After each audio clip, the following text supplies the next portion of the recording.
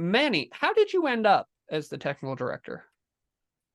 Um, I honestly don't know how it happened. It just kind of happened. The festival's been the festival we just ended our 26th year, and in 2019 or so, I started talking to Deborah Markowitz, who's the president of the board. The festival is run by the Long Island Film and Television Foundation, and she's the president of that board. Deborah was also the film commissioner of Nassau County for 35 years or so, and she ran the festival. And after 20-ish years of doing it, they started to look toward the future and realize they can't do this forever, obviously, but they also don't want the festival to die. So somehow along the way of being being a filmmaker, I attended the festival, been there, and met Deborah at other festivals. Myself and my wife Lindsay, who was also the co-host of Filmmaking Sucks with me, became friends with Deborah and her husband John, and they run the festival with Ann and Henry Stamfel, who owned the movie theater that the festival is at. And they kind of started discussing with us about, in the future, when it's time for them to go, they want people to kind of take over, and that kind of became our conversation. And that's how we got brought on to them. And coincidentally, in 2020, we moved to Long Island. We always lived in Queens. So it was a conversation that had been going back and forth for a while. As soon as we moved to Long Island, within a month, Deborah contacted us and said, okay, you guys are here now. You're officially local to the festival. What do you think? So they brought us on, and we've been with the festival since 2021 was our first year officially with the festival. That's a weird time to start. Were you guys doing in person? Or 2020, they did a drive-in. okay. The festival's in July, so they closed submissions in February of 2020. So by the time they closed submissions, everything was still open. The lockdowns hadn't begun yet. So lockdowns, everything started shutting down in March or so, and they'd already started accepting films. They'd already started contacting people, and it's like, well, we have to do something. And most festivals went virtual, and they did create a virtual component for the festival, but they really wanted to do something in person. So they came up and they figured out how to do a drive-in. And they did a drive-in in late July of 2020. And then 2021, we were in person because Nassau County was open. Okay. We had restrictions.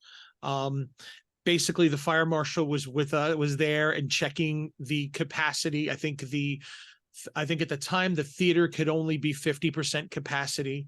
And we also rent out, we have the fireman's exempt hall, which is next door to the theater. And we use that as our filmmakers lounge, and we have panels and Q&As and everything in there all week long, and meeting and networking and interviews and everything. So yeah, we had to keep, everybody had to be masks, and we had to keep track of how many people were physically in the room. But we were able to do an in-person festival in 2021. So yeah, it was weird to come on at that time, but I also think it was I feel like it worked to our benefit coming on then, because everything kind of had to be scaled down. We were able to, Lindsay and I were able to slowly come into the festival. It was, like half capacity as normal, as it would have been a normal thing. So we were able to learn things a little easier, while it was a little bit more stressful trying to, deal with those rules. I think that it gave us the freedom to kind of, all right, we can come in slowly. We're not just thrown into the super thick of it, full blown festival. So I do think that worked in our favor. Yeah, no, I mean, I've done a fair amount of events in my day, generally around the business of film, not really on the consumer end, which is really what more of what a festival is. But having that time to scale before you're in front of a sold out audience is dramatic. And it just makes everything significantly easier. Yeah. It also allowed us some freedom to kind of bring in a little bit more of our ideas and where we want to bring the festival, in the future. So I felt like while the pandemic was not preferred, was definitely so not a preferred situation, it gave us an opportunity to kind of reset and look Mhm. at, well, what of the festival do we feel that, like, Mhm. not that the festival needs to improve, but festivals as a whole, what do we always feel like we've been missing, being, filmmakers at festivals for, over the past decade or so? What do we feel is missing? And what do we want to see out of it? And that was able to, we were able to implement some of our ideas a little easier in that Nice. in that way. So what are some of those changes you made? Well, one of the things that the festival really has going for it, always has been going for it, is the Filmmakers Lounge. That we Mhm. have that space next door to the theater that's open all day throughout the whole week of the festival, so people can always network and meet, and they're always there. We have a beer and wine bar as well, so it's always a casual thing. And they over the years they had panels in there, and then some years they didn't, some years they did. Well, they've always had panels, but some years they had more than others, you Mhm. know. And our big thing was really trying to give a reason for the filmmakers to be there and always be there. Mhm. You go to a festival and you want to meet other filmmakers. You Mhm. really, that's your main, I feel like, obviously besides showing your film off, besides finding your audience, but to meet other people for collaboration. And Mhm. we felt like it was a huge opportunity, as hadn't been going to that festival ourselves for years. We usually spend most of our day hanging out in the Filmmakers Lounge, and there were the natural lulls where, all Mhm. right, it'd be 2-3 hours where it was kind of empty, and then a panel would come and people would show up maybe a half hour before the panel, maybe a half hour after, and then things would kind of Mhm. peter out again until the next one, you know. So the good part of that is it gives the festival staff a bit of a break, you Mhm. know. But I felt as a filmmaker that there could have been more to that, and unfortunately for us, uh we're trying to keep it full all the time. So unfortunately, we don't get that break that's there anymore. But it keeps filmmakers there. It gives them a reason to stay at the festival. We had attended Fantasia and Mhm. Frontiers, the the film market, in 2019 as well. Mhm. And I wanted to bring more of that type of atmosphere to the the festival. Frontiers always had something going on. There was always another attraction for filmmakers, another way of getting them to either be in the room with each other or be in the room with a producer or a financier or a Mhm. distributor or something. And that's that's, I think that's the only element that's missing at the festival right now. They used to be there years ago, and over time, connections get lost, not like in a negative way, but over time, things change, and different people run companies, and then, oh, they don't want to do those same events that they used to. So I want to try to bring that back to it, because Deborah always brought the industry to the Mhm. festival, and we want to try to bring it back again. I think a big part of that is just that over the years, so many festivals have popped up. Mhm. I mean, I'm going to say when they started, they were probably maybe one of 10 in the immediate Northeast region. Now we're probably one of 100. I would be Easily. surprised if it's that low if we're talking Exactly. about Yeah. the Northeast. But Yeah. yeah. Well, the general, like, hour, Mhm. hour distance driving, I'm going to say there's maybe 100 festivals at Yeah, that sounds least. right. And I know at least 5 or 6 others that are within us, that are maybe within 6 weeks of the festival. Yeah, they tend to cluster a lot. Like all the They do. genre fests are in the fall. Like Yeah. full stop. It doesn't totally make sense to me. But Yeah. I think that, I mean, we're all genre. We have genre blocks, but we are all genre mhm. for long. We have our own smaller horror only short film festival, which is Scared for Your Life, because we're Long Island Mhm. International. So we're Life, and this horror festival is Scared for Your Life. So that's Mhm. ours in October. And Mhm. that's but Life has always had a genre block, a horror block, and that Mhm. was always very popular. And eventually we expanded it out. They started it as a kind of like an invitational one night festival, and now it's ballooned into its own, I mean, it's still a single night, but now it's full, awards and submissions and everything fest. That makes sense. I mean, like, speaking as a distributor, Mhm. there are only so many festivals that it actually makes sense for us to try to really submit and hype, because Mhm. we just, like, once you get beyond about your 3 beyond your territorial premiere, at some point you start to cannibalize your own audience. Yes. And that is a something that every filmmaker has to be aware of, but you also have to be aware of where you should target that premiere and what, I guess, soft benefits there might be to attending a particular genre festival. As in, like, you're probably not going to find meaningful distribution out of most genre festivals. Mhm. There are exceptions, Yeah. but and hopefully life is moving towards that goal. Because I think that's kind of the biggest mismatch between filmmaker expectations and the realities of film Mhm. festivals, is that you're probably not going to find distribution. Yeah. But um, the big thing is just prioritizing which festivals you actually attend as a filmmaker, and having some of those additional services, like what you're talking about with the Filmmakers Lounge, I think would make a big difference for most filmmakers. Yes. And it's also really interesting to hear your perspective, given that you started just as a attendee, Mhm. or a filmmaker, a featured filmmaker Yeah. for this, and you've kind of grown to a significant role, maybe not exactly taking it over, but pretty close to it. Yeah. The So first of all, kudos on that transition, and second, I'm gonna be really interested to see what you guys do in 2024 and onward, now that things are actually opening up again. Yeah, this Um, year, we did really well. mhm, The festival was in July. We did really well. It was one of our highest attended years ever. mhm, One of nice. like in the top five or so. We don't have the full numbers back on it yet, but it was one of the top five. And I think that what besides first off, even the theater owners are saying people are starting to come back to the theaters. Mhm, They're seeing the regular attendance go up, which is great to hear as well. mhm, But I think that filmmakers are starting to now come back, and they're starting to get more comfortable with being in person again and being around each other.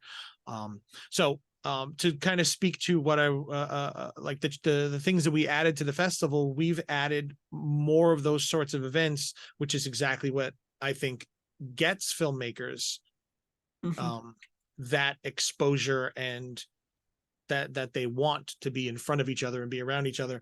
My first feature film, I got distribution when I was at Macabre Fair. We didn't play at Macabre Fair Film Festival that year, but I met Rob Housechild of Wild Eye Releasing. mhm. Met him there, and it's actually really funny. One of the actors in the film, he had a film screening there at Macabre Fair that day, and there is a photo of them while they're screening from like he stood up front and took a picture of the audience when he was Mhm. doing the Q&A, and there's a picture, and in that picture is me and Rob standing in the back of the room negotiating the deal for our first feature. My second feature, I met oh man, his name is escaping me, and it's gonna oh, it's killing me that I can't think of his name. But I met another producer at the First Contact Film Festival, Mhm, and they had a film screening there.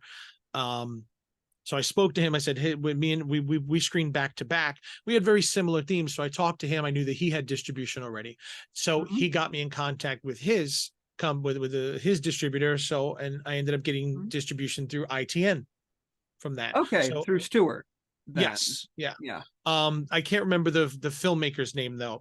It's Mhm, yeah, yeah.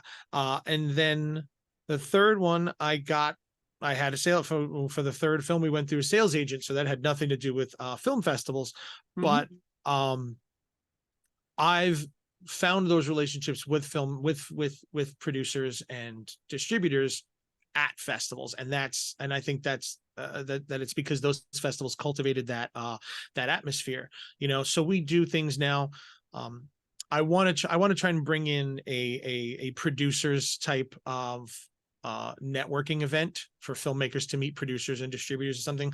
We Mhm. brought in the DP Expo, where we have local cinematographers actually bring their camera rigs to the room and they set up everything, and it's just an open meeting forum. Everybody just walks and talks and, you know, exchanges information for like 3-4 hours, and the room is packed the whole time. I saw that at one festival that they did it, and it was sponsored by, I think, Nikon or Tiffin. So it was a lot of big, Mhm.